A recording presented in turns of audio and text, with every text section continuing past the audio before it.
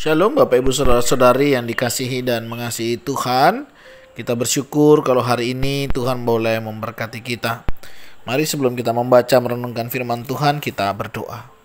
Tuhan, terima kasih, kami mengucap syukur untuk kasih setiamu di dalam hidup kami. Terima kasih untuk berkat-Mu, sampai hari ini Engkau boleh menjaga dan memelihara kami. Sebentar kami akan membaca dan merenungkan firman-Mu.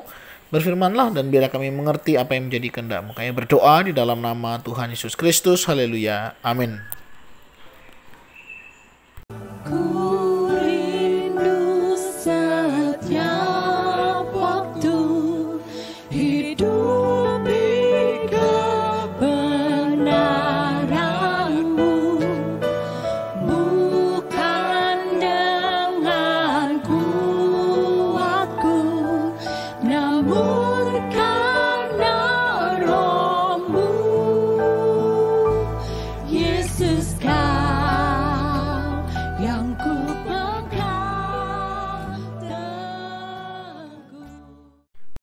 Ayat firman Tuhan terambil dari kitab Kejadian pasal yang ke-35, ayat yang ke-22 hingga ayat yang ke-29.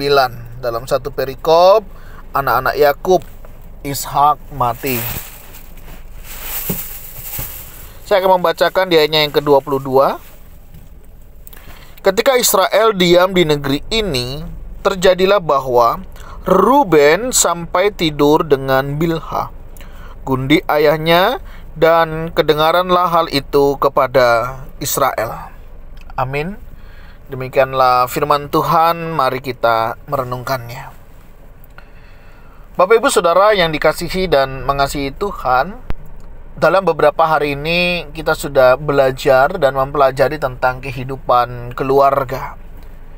Mulai dari Abraham, Ishak, bahkan sampai keturunan Yakub.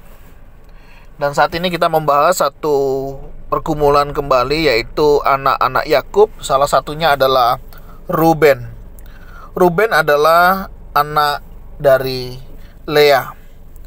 Ada satu peristiwa yang memang sangat mengejutkan, di mana Ruben sampai tidur dengan Bilha. Siapa Bilha? Bilha adalah gundik dari ayahnya, atau dia adalah orang yang pernah juga didekatkan kepada Yakub. Bilha sendiri adalah seorang yang ada di tengah keluarga itu. Bagaimana Bilha juga memiliki peran di tengah keluarga ini. Nah, satu peristiwa yang memang mengejutkan dan tidak mengenakkan.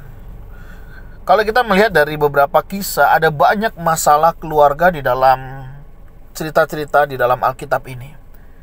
Kalau mungkin kita melihat ada begitu banyak ya permasalahan, kegagalan yang terjadi. Kalau kita melihat dari bagian ini, kita mungkin sulit untuk melihat, bahkan menjadikan keluarga-keluarga ini menjadi teladan di dalam kita membangun keluarga. Kenapa Bapak Ibu hal ini semuanya bisa terjadi? Tidak lain tidak bukan karena dosa.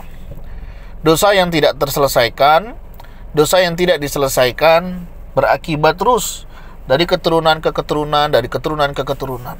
Ini menjadi masalah yang sangat besar.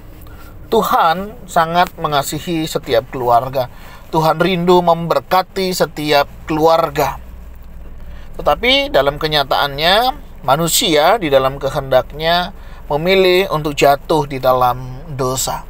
Dan ketika dosa itu masuk di dalam kehidupan manusia, kecenderungan manusia adalah berbuat dosa.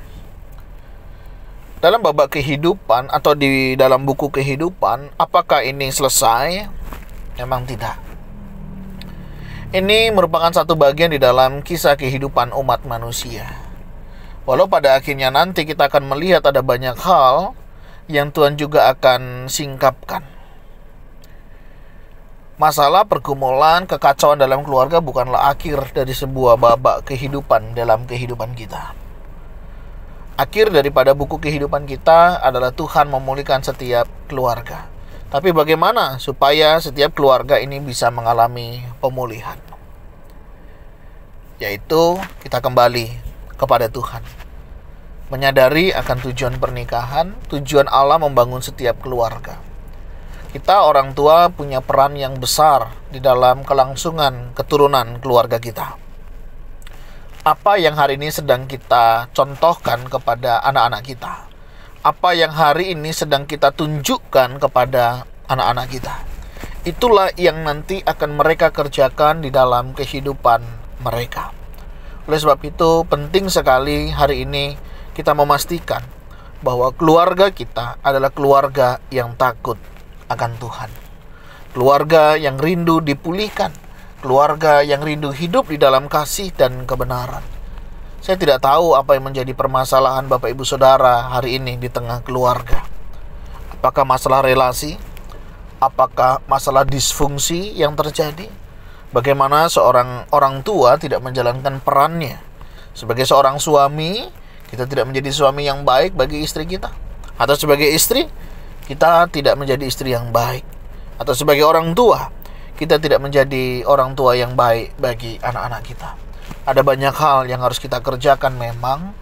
Ada banyak harga yang harus kita bayar memang. Oleh sebab itu, mari kita terus belajar menjadi orang tua yang baik. Memang kita tidak bisa memperbaiki generasi di atas kita.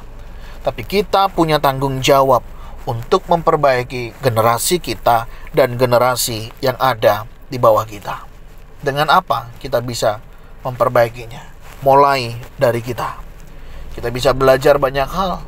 Kita bisa belajar dari kegagalan-kegagalan yang terjadi. Kita bisa belajar dari orang-orang yang lebih baik kehidupan keluarganya. Baik bukan berarti tanpa masalah, baik bukan berarti tanpa pergumulan, baik bukan berarti tanpa sesuatu di dalam keluarga itu. Pasti ada banyak hal. Kita juga bisa melihat, kita bisa belajar untuk apa? Menjadi orang tua yang baik itu bagaimana. Setiap kita pasti berbeda cara pendidikannya. Setiap kita pasti berbeda memiliki sudut pandangnya.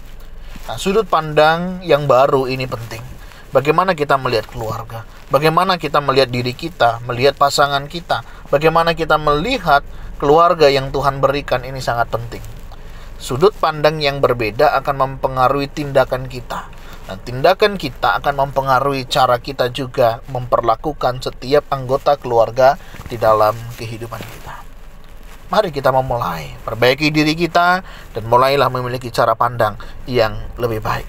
Cara pandang yang baik akan menolong kita memperlakukan orang dengan baik. Bagaimana hari ini kita memperlakukan pasangan kita? Bagaimana hari ini kita memperlakukan keluarga kita? Bagaimana hari ini kita memperlakukan orang-orang yang ada di sekitar kita? Apakah kita memberikan cukup kasih itu kepada keluarga kita? Ada bahasa kasih yang memang harus dipenuhi, sehingga apa yang kita lakukan itu akan diterima dengan baik, dan itulah yang akan dirasakan. Ada banyak orang berkata, saya sudah berkorban banyak hal, tetapi dia tidak bisa meresponinya dengan baik.